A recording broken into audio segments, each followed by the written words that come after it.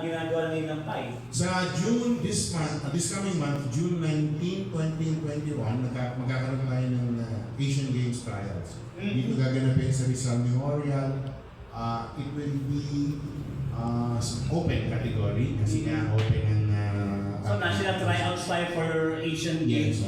Those who wants to make the Asian Games cut, they can come and compete. Pero so far, konti lang yung talagang mag-try. It's more like a time trials na gaganapin dito sa Rizal Memorial for the Asian Games. May qualifying standard din kayo? Bronze medal. Bronze medal tayo ng SEA Games. Okay. SEA Games. So, yung mga nag-medal sa December 2025, anim sila. So, the 6 swimmers are automatically qualified. They have the option not to compete here. But they run the risk na if 2 swimmers swim faster than them here, sila yung mawawala sa lisahan. Okay. Ganun yung naging So, understanding. challenge sa kanila yun. Malaking challenge sa ating mga elite swimmers na huwag kayo magre-relax din. No? Yes, Na hindi pwedeng dahil naka-medal na tayo sa SEA Games and part kayo ng national team. This coming Nagoya Asian Games is a different jungle liga. Yes, of course. Very few. Bakbakan to. Very few. The names of Ral Rosario, the name of Ryan Papa, yan ang mga Asian Games gold medalists. So, very few yan sa history ng ating bansa. So kung ano yung naging mo, yung sa nung dahil na open tryout siya, tapos pati yung mga swimmers natin from abroad, nai-entertain na natin umaten, no? Dati kasi previously, papadala lang yan ng oras niya, no? Certified by this. Ngayon, kailangan personally magpunta rito. Ano yung dating ng home na nakatulog ba o sa tingin nyo mas dapat nga ganyan ang gagawin? Oo, tama naman. Una sa lahat, di ba, first and foremost, hindi natin sila nakikita. Kahit kayo na nasa media, pangalan lang nakikita niya. Pag hindi kayo nakarating sa Asian Games, hindi nyo rin sila mamimit personally. Diba? Kasi normally, galing Amerika, lilipat ng Japan, babalik sa Amerika, hindi naman dumadaan sa Pilipinas. Wala namang press conference na ginaganap dito sa atin. So, hindi nyo sila namimit. That's number 1. Number 2, makikita talaga ng mga kababayan natin, yung mga swimmers natin locally, kung anong level talaga ng performance nila when they swim here. And supported na siya ngayon, even the likes of Kayla Sanchez, sila Logan Nagunchi, they fly home para to compete. And because of that, umangat din yung standard kasi nagkakaroon ng nagsiset tayo ng ganito ng tulin ng ating mga swimmers. Pag nakita niyo yung ilalabas namin na standards, makikita niyo dun, top line is NR. Nakalagay doon, NR means national record. So, yun ang ating panggaan. Tapos, pababa ng pababa yun, may AAA, all the way to CD category para magkaroon ng identity. May leveling yung mga swimmers natin. But swimmers like Kayla Sanchez, Shandy Chua, Miranda Renner, Logan Naguchi, sila Gian Santos, they're the top swimmers that we have right now. And being present in the country, nagkakaroon ng magandang encouragement yun sa ating mga locals to try to yung mga binanggit natin kung na sila yung comprise with the elite athletes natin. So, kahit pa paano, sakop naman sila ng PSC.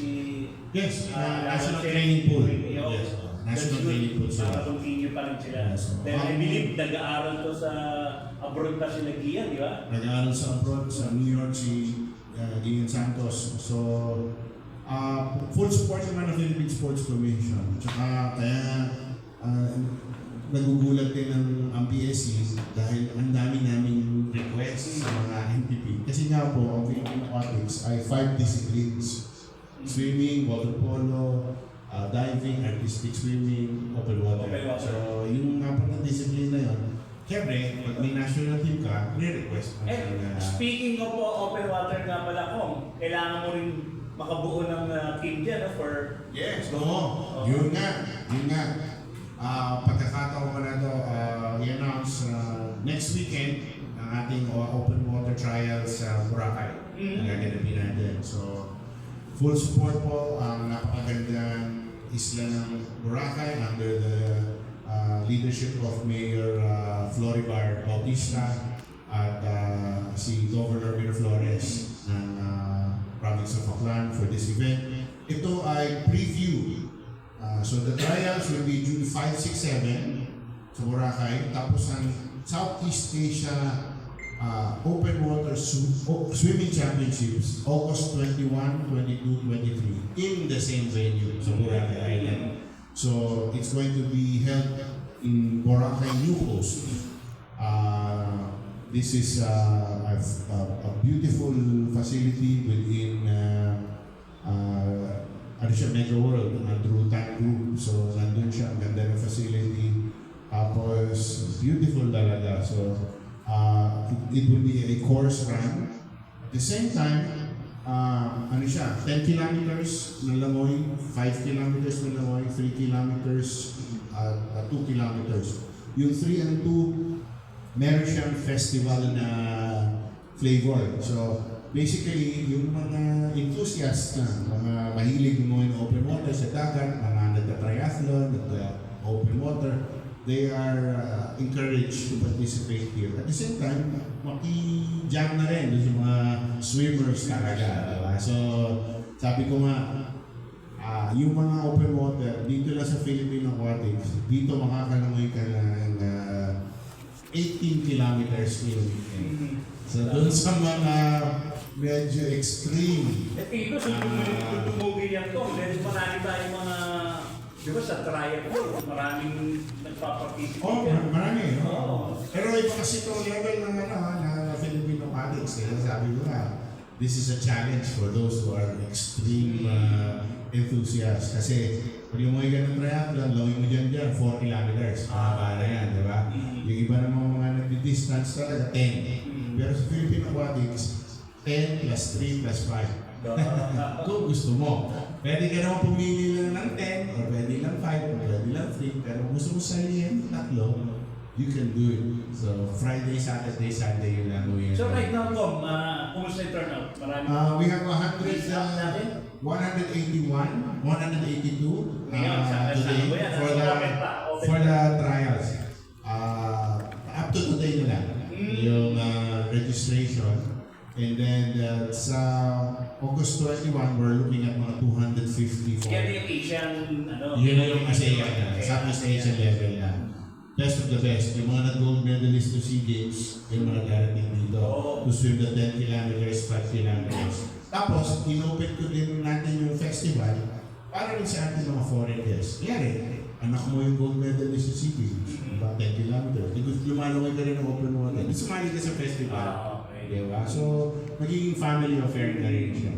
And full support ng Aklan, ang Bayan ng Malay, and of course, ang Boracay New Coast for this. Yan yung dapat na tanong ko sana kanina yun sa open water. Pero alam ko may ocular inspection kayo before itong tournament na ito. So, kumusta ang progress natin? Thank you. Yes, ako personally with Vice President Jojo and Edie Anthony, nagpunta kami 2 weeks ago sa Boracay to do the inspection. Ganda ng facilities talaga. Matutuwa natin mga bisita to see it. Tapos kahapon, we had a coordination meeting via video conference with Mayor Bautista of the town of Malay. At June 2 is our final coordination meeting in person sa office ni Mayor for the support for the Coast Guard. Special thanks rin sa Philippine Coast Guard, Maritime Police, Philippine Red Cross for all their support for this event. Nagaganapin po Department of Environment and Natural Resources also dahil syempre pinoprotect natin yung image ng yung